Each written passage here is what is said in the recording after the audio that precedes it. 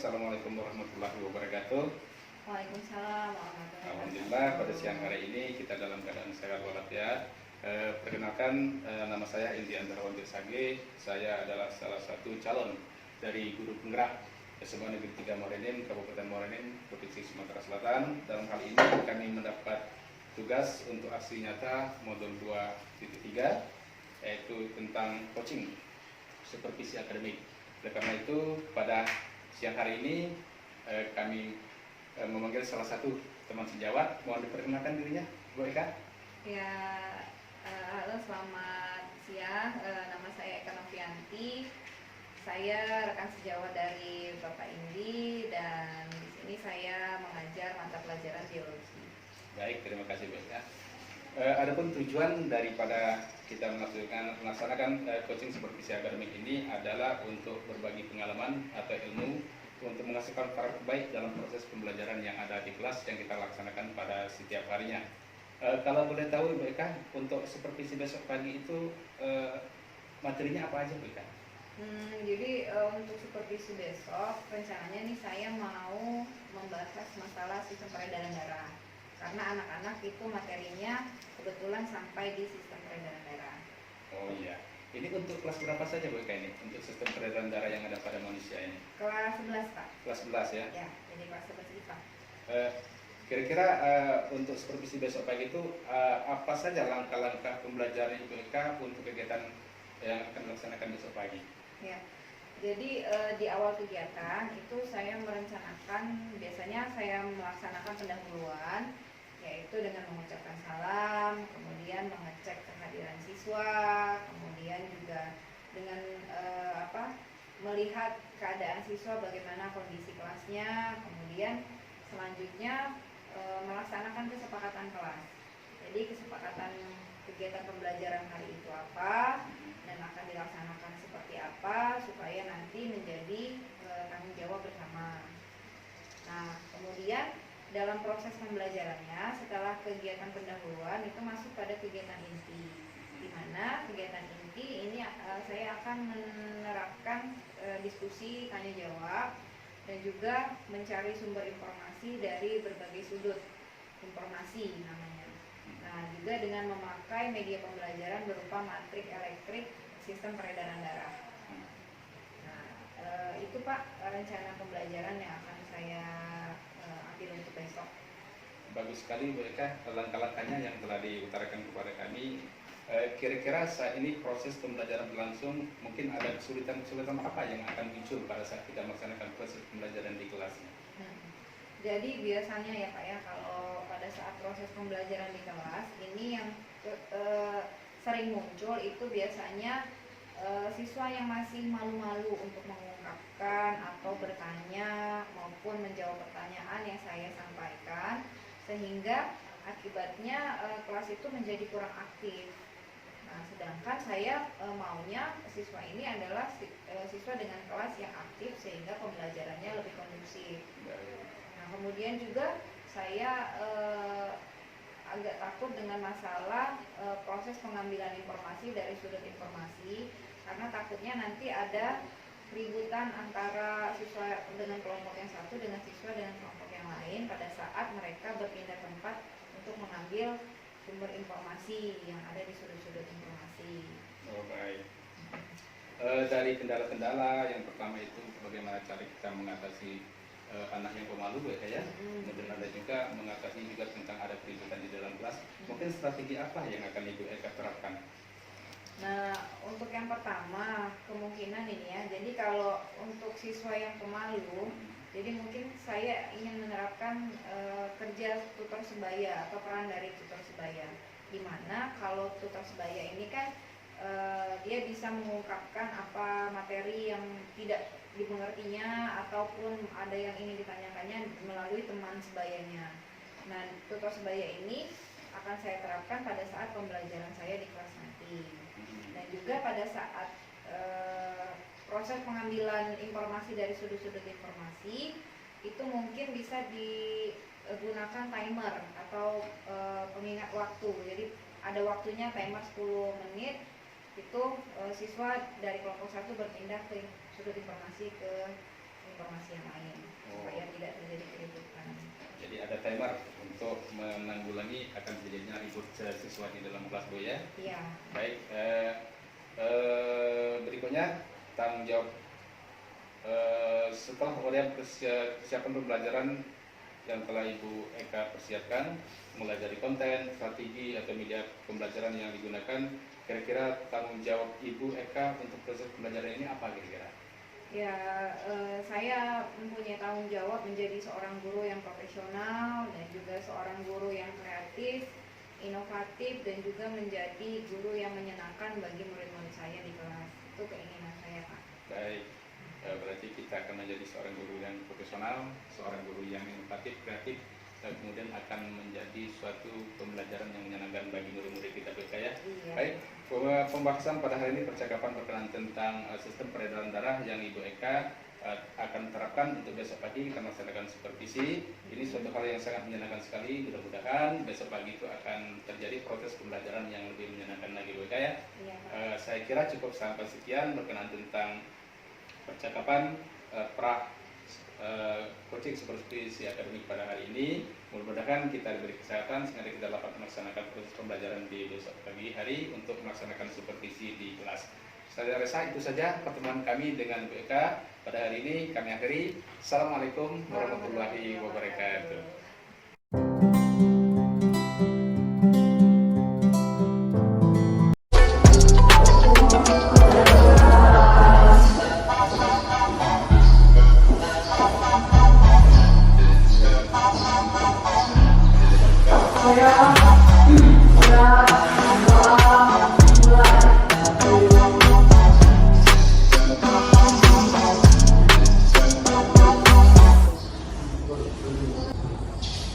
Berdoa selesai.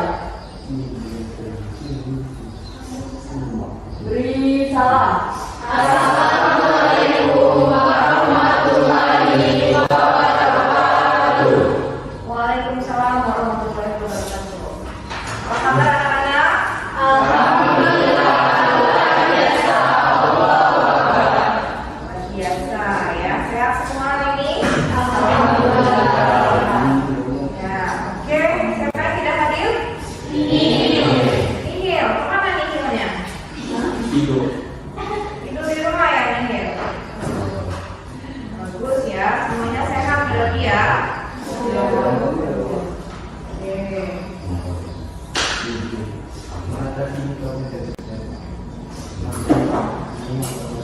Oke, hari ini sebelum memulai kegiatan, jadi Ibu mau kasih kalian kemarin kita sudah buat kesepakatan kelas, masih ingat? Masih ingat apa saja kesepakatan kemarin? Tidak boleh berbicara ketika ada guru di depan. Iya, bagus sekali Ani. Terus masih ingat lagi? Kesepakatan kelas kita apa? Saling menghargai dan menghormati. Terus apa lagi? Mandiri dan bertanggung jawab. Apalagi kesepakatannya kemarin? Tepat waktu, ya, disiplin waktu. Terus pakaian gimana? Atribut lengkap. Pakaian juga rapi. Apalagi? Masih ingat? Tidak boleh main HP kalau lagi jam pelajaran. Berarti kita harus fokus. Nah, sambil kita melihat fokusnya hari ini, jadi Ibu mau lihat dulu nih. Kalian di sini ada 2 baris ya? Ya, 2 barisan ini nanti akan mengidentifikasi emosi dari masing-masing temannya. Ya, Bu ambil yang pinggir ini aja. Siapa namanya? Ya, sama gerak. Ya, ini sama ayo ya, berhadapan. Berhadapan. Iya, berhadapan. Nah, sebelah sini dulu ya. Silakan kalian tunjukkan wajah ekspresi terserah, mau ketawa, mau marah,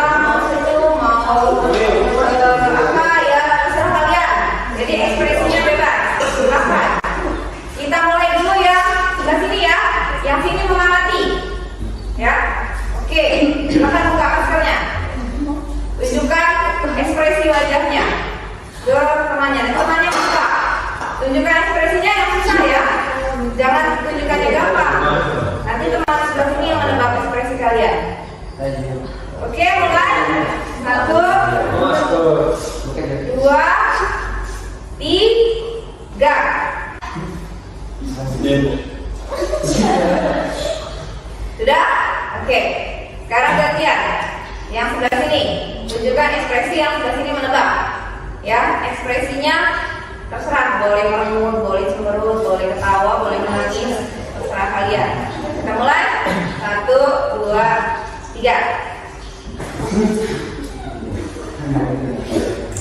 Lihat punya. Sudah dapat ekspresinya? Sudah? Sudah. Oke, kembali lagi hadap ke depan. Nah, itu tadi adalah mengidentifikasi emosi. Coba Laura sampaikan apa emosi dari teman kalian tadi. Tertawa, berarti emosinya sedang bahagia ya. Kalau si ininya bagaimana emosinya? Iya, berarti banyak pikiran ya. Ekspresinya lagi banyak, tidak tahu di mana, dan diam itu banyak arti ya, diam 1000 bahasa. Sekarang yang belakang apa ininya? Ekspresinya? Bingung ekspresinya. Bingung, mungkin ya bingung sama dengan hari ini si Leo ya, bingung kenapa si Leo ini bajunya kok berbeda dengan teman yang lain. Oke, silakan Leo. Ekspresinya si Anggi gimana? Masa nggak ada ekspresi? Nggak lihat ekspresinya. Teman-teman yang lain bisa lihat ekspresinya bagaimana? Diam juga ya, jadi masih banyak yang akan bertanya ekspresinya hari ini. Oke, kenapa sebenarnya akan identifikasi emosional? Nah, jadi ini yang tadi bermaksud ekspresi kesadaran diri, ya. Jadi kesadaran diri, pengenalan emosi. Ada yang bahagia, happy, ada yang angry, marah, ya.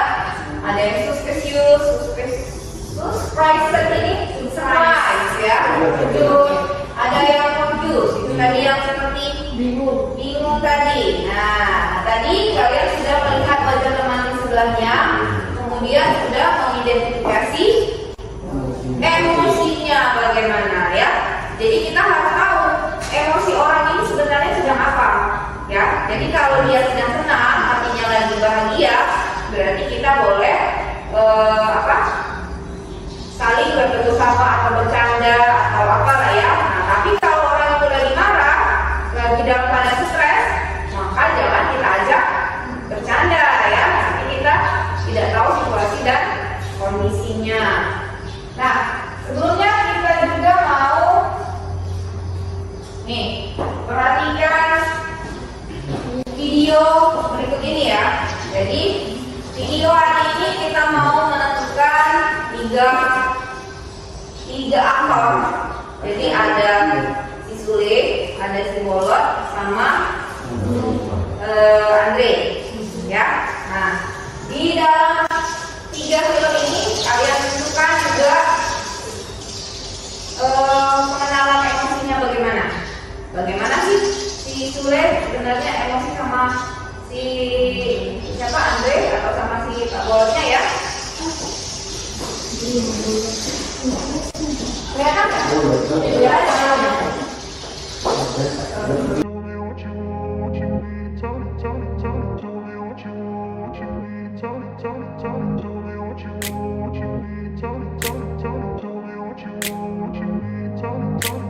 grew up in a place where they told you what to chase, told you how to run the race. Every move was on the page, but I didn't like their way. Had to fight and misbehave, had to find a way to change, had to leave to find my way.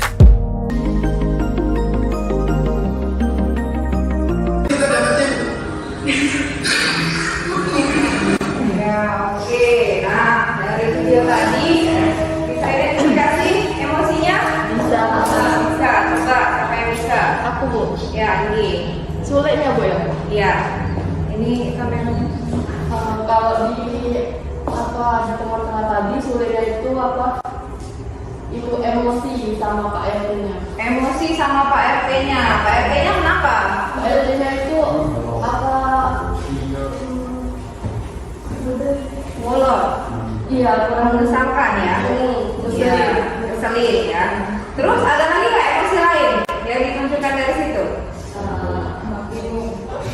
Bingung. Ya, bingung. Ya. Jadi tanya.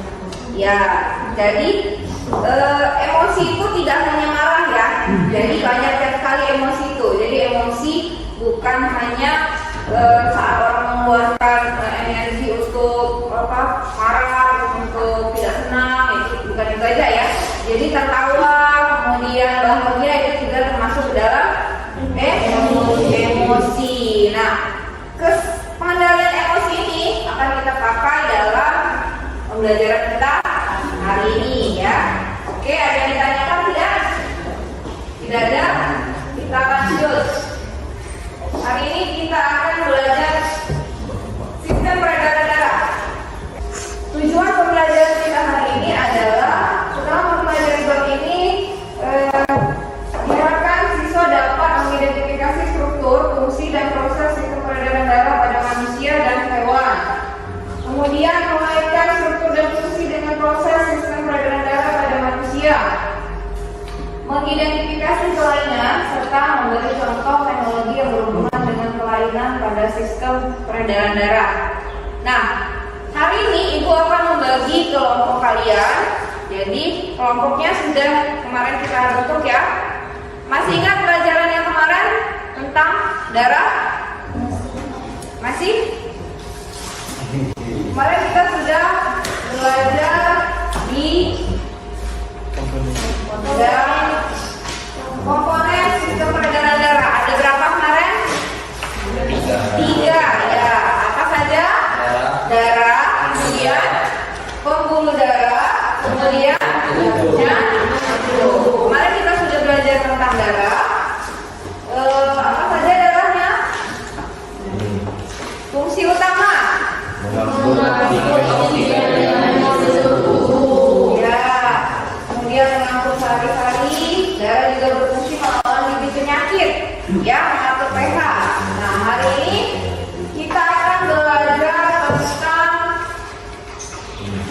jantung dan sistem peredaran darah. Di sini kalian lihat ada 2 buah paket elektrik, ya. Nanti kelompoknya ada berapa? 4 ya. Berarti dibagi. Ini kelompok 1, ini kelompok 2, itu kelompok 3, itu kelompok 4. Kelompok 1 nanti bagian untuk mengamati bagian sini, denyut jantung, ya. Denyut jantung dari jantung manusia. Bagaimana denyutnya? Kemudian kelompok yang kedua, akan menonton video di sini, ya. Kelompok yang ketiga ke sana, lihat sistem peredaran darah besar dan sistem peredaran darah kecil. Kemudian yang keempat itu ke ujung ya, itu adalah sistem jantung dan seluruh organ-organnya, keterangan bagian-bagian dari jantungnya. Nah, kalian akan Ibu kasih LKPD. Ada 4 kelompok ya. 4 kelompok. Nih, kelompok 1.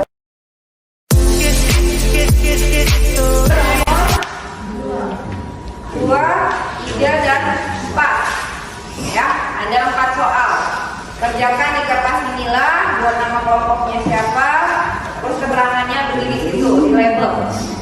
Informasi kalian dapatkan dari sudut-sudut ruangan ini, informasinya. Jadi gunakan waktunya sebaik mungkin pada saat sedang berada pada sudut informasi, sudut 1, 2, 3, 4 ya. Jadi Ibu kasih waktu 10 menit setiap sudut. Habis waktu 10 menit kalian putar. Kelompok 1 putar kelompok 2, kelompok 2 putar 3, 3 putar ke 4, dan seterusnya. 4 diputar ke 1 lagi. Paham? Ya. Paham ya? Kalau sudah paham silahkan boleh ke kelompok 1 mana? Sini ya. Ke mana tadi? Sini. Ya 1, 2 ke sini. Geser sini, 3 ke sana, 4 ke situ. Silahkan. Oke, sekarang kalian lihat, ini kan ada peredaran darah ya. Jadi ada peredaran darah kecil, ada peredaran darah besar. Nah, ini peredaran darah manusia secara keseluruhan.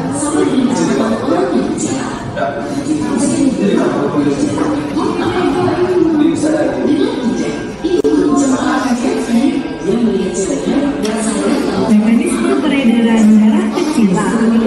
Peredaran darah kecil atau peredaran darah pulmonaris adalah peredaran darah yang dimulai dari jantung pada bagian samping kanan atau distal ventricle menuju kiri kanan melalui kapasitas kiri kanan, kemudian menuju paru-paru kanan dan kiri melewati kasus arteri melalui pembuluh darah arteri atau arteri pulmonaris. Pada paru-paru menjadi pertukaran karbon dioksida dan oksigen. Ini peredaran Yang kaya oksigen dari paru-paru dialirkan melalui jantung pada bagian saluran kiri atau sinus arteri melalui pembuluh darah renal atau vena pulmonaris. Dengan demikian, mekanisme peredaran darah kecil terjadi mulai dari jantung ya. Ada panah ke jantung. ini panahnya kan. Mekanisme peredaran darah besar. Nah, ini peredaran darah besar. Peredaran darah besar atau peredaran darah sistemik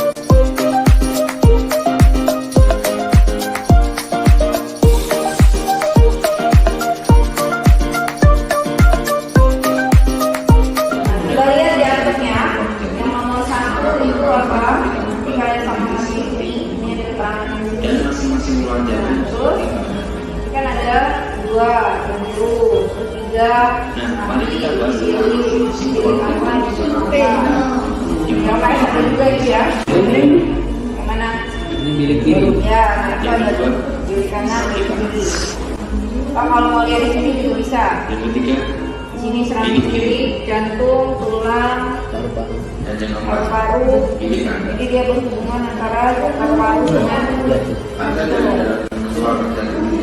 darah yang mengandung CO2 akan dibawa ke paru-paru dari giling. Jadi darah itu masuk dari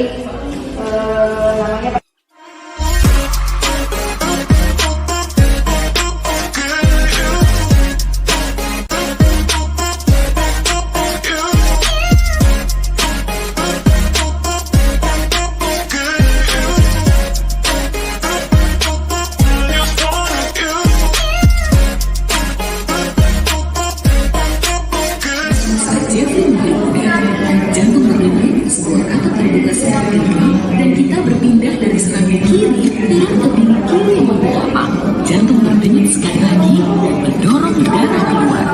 Kita keluar melalui aorta besar sepanjang 30 cm dan kini kita resmi meninggalkan perawatan jantung melalui jalan tol arteri.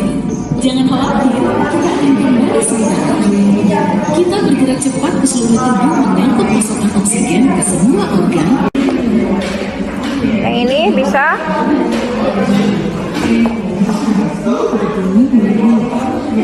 Ya, ini lihat keterangannya ada di sini nih. Ini ya. Ya. Ini ada serambi kanan, bilik kanan, serambi kiri, bilik kiri. Ya.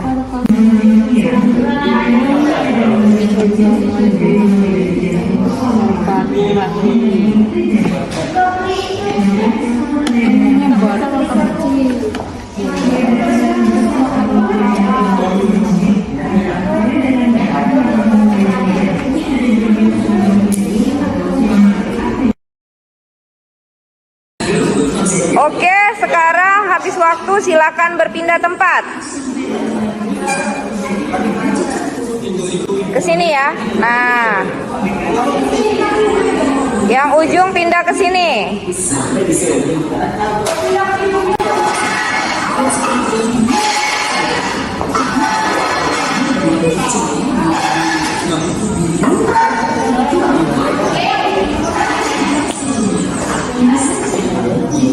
Bisa hidupkannya?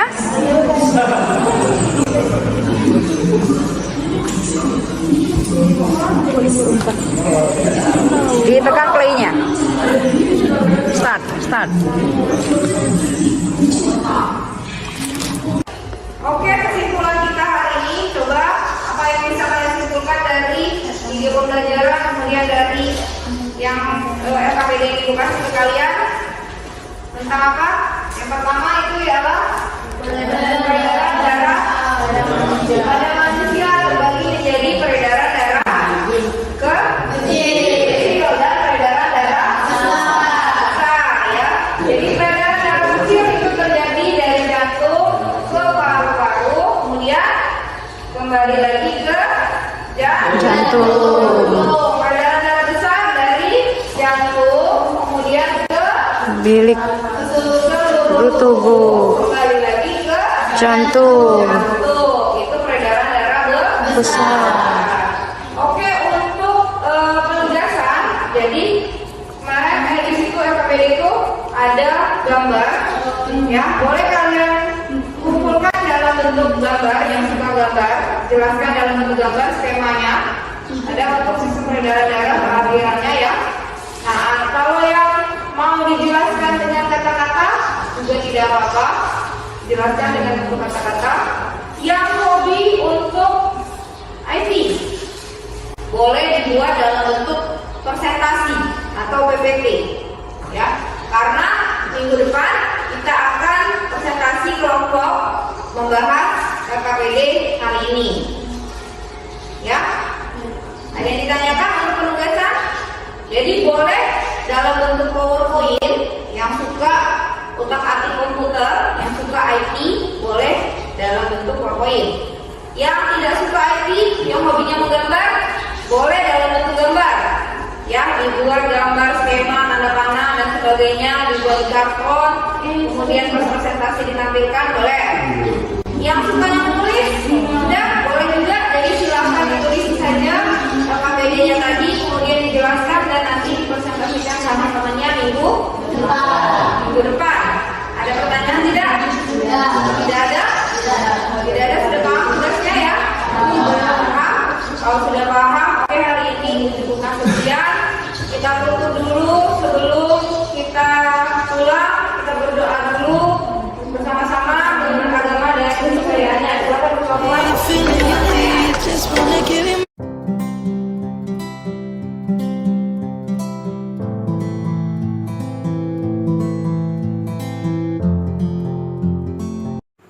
Bismillahirrahmanirrahim. Assalamualaikum warahmatullahi wabarakatuh. Perkenalkan, nama saya Indian Tarwanti Sage. Saya adalah salah satu calon dari Lurah dari Seban Negeri 3 Morenin, Kabupaten Morenin, Provinsi Sumatera Selatan.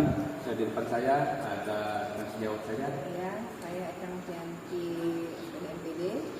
Beliau mengampu mata pelajaran ini ya. Iya Pak. Oke, baik. Di sebelah kanan saya ada BP, yaitu Ibu Pak Yasti SPDMM yang alhamdulillah dengan setianya dari awal sampai detik hari ini ya menemani kami di sini dalam pelaksanaan pendidikan guru penggerak angkatan 7 Kabupaten Morenin, Provinsi Sumatera Selatan. Baik, Ibu Eka. Pada hari ini kita akan melaksanakan percakapan berkenaan dengan kegiatan orang observasi maupun observasi yang telah kita laksanakan di dalam kelas. Apa kabarnya, Mbak Eka? Alhamdulillah baik Pak. Gimana kabarnya, Mbak Eka, setelah kita melaksanakan observasi di dalam kelas? Alhamdulillah sampai sekarang rasanya masih ada gugup-gugupnya sedikit Pak. Masih gugup ya? Iya. Iya, berarti masih ada gerugi-geruginya sampai sekarang. Kemarin kita sudah mengadakan supervisi ya di dalam kelas, semua proses pembelajaran yang Ibu Eka lakukan saya lihat dan berjalan dengan sangat baik dan menarik. Biasanya setelah kita mengadakan supervisi di dalam kelas pasti ada obrolan tentang refleksi.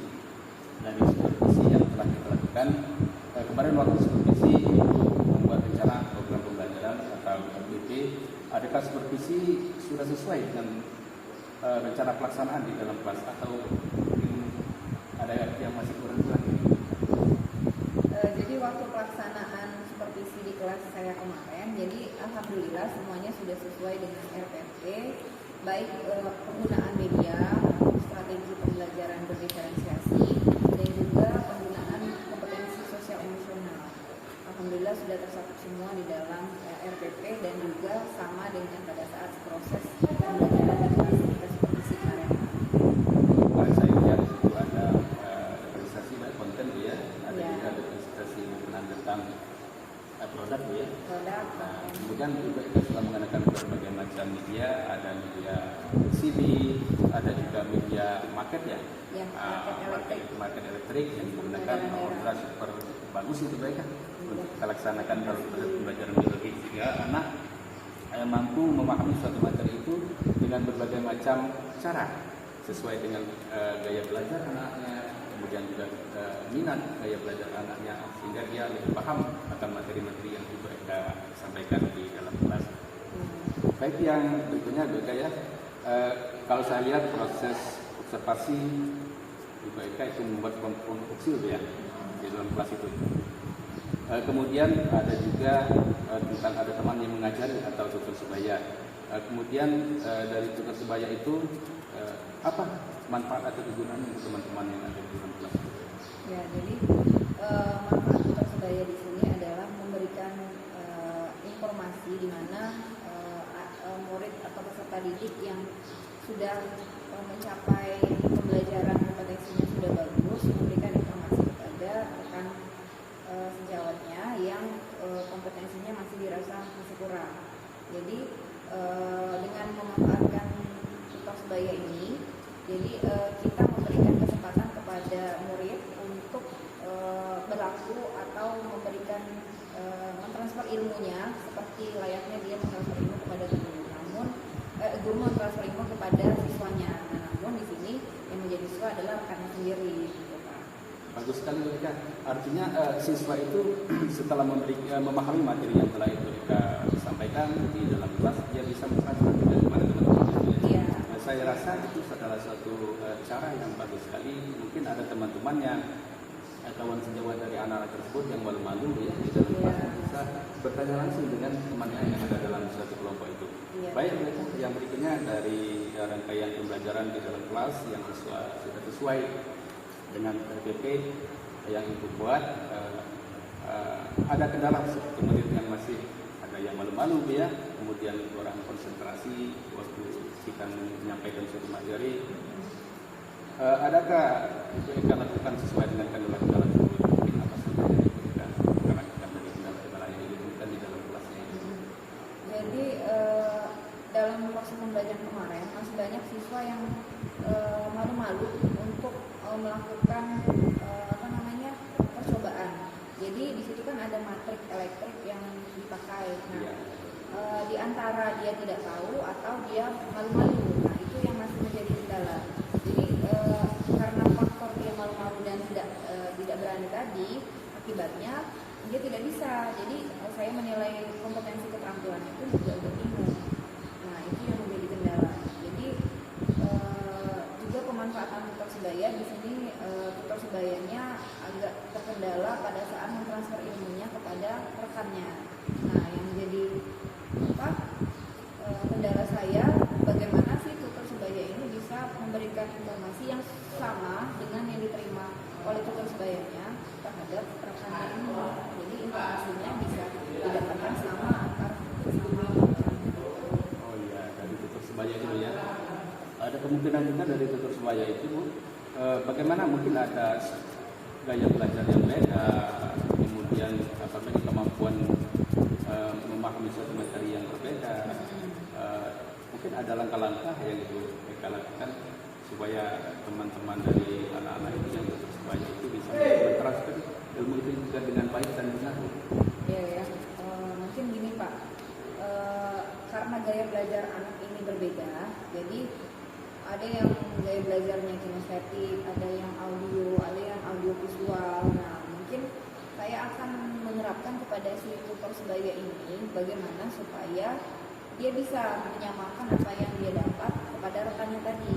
Jadi si tutor sebaya ini akan menanyakan dulu kepada rekan yang mau ditransfer ilmunya, kira-kira nih kamu mau atau gampang menangkap informasi dengan cara apa gitu. Nah jadi si tutor sebaya bisa mentransfer ilmunya sesuai dengan kompetensi yang dimiliki oleh si rekannya, dan tutor sebaya juga mentransfer ilmunya sesuai dengan gayanya masing-masing gitu. Jadi gaya belajar si tutor sebaya mungkin ya, jadi si tutor sebaya ini inginnya yang audiovisual. Berarti dia nanya dulu ya? Ya, jadi dia tanya dulu, perlu pendekatan dulu berarti Pak. Jadi dia nanya dulu sama temannya, oh kamu mau belajarnya gimana sih? Kamu kamu menangkap materi ini tentang sistem peredaran darah manusia ini bagaimana? Apa melalui praktek atau juga melalui video, ya, animasi. Dia gampangnya nerimanya lebih kemana gitu kan? Nah, tapi yang nanyakannya si tutor sebaya bukan saya. Jadi kan dia tidak malu-malu lagi gitu. Karena biasanya kalau dengan sesama teman atau sesama rekan dia tidak malu ketimbang dia nanya dengan guru langsung. Tadi kan ada yang anak-anaknya masih malu ya, waktu kita observasi itu ada anak yang masih malu waktu disuruh kita untuk praktek itu ada yang sebagian masih malu ya, tapi yang ada yang sudah sangat percaya diri. Nah mungkin ini yang menjadikan tutor sebayanya Bu ya. Iya. Bagaimana langkah-langkah untuk mengatasi ada siswa yang masih malu atau kurang fokus dalam pembelajaran itu?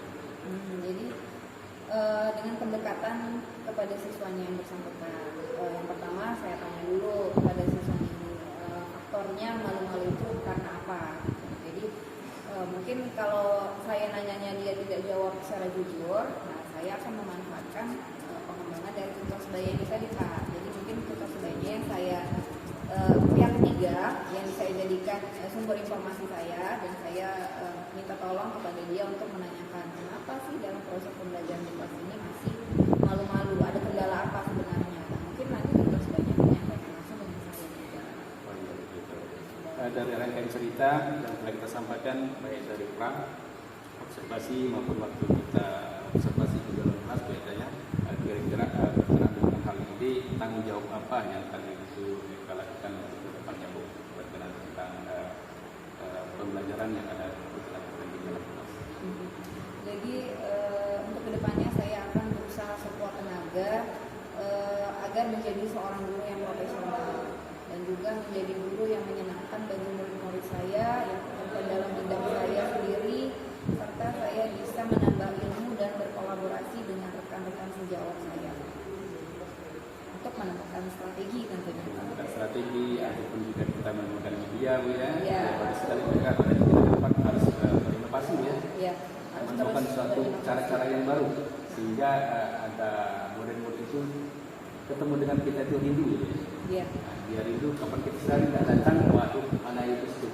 Nah, jadi karena dia rindu akan materi yang kita berikan sehingga mereka mindfulness, dia senang, dia bahagia saat kita ketemu dengan kita dan juga ketemu dengan materi yang kita berikan.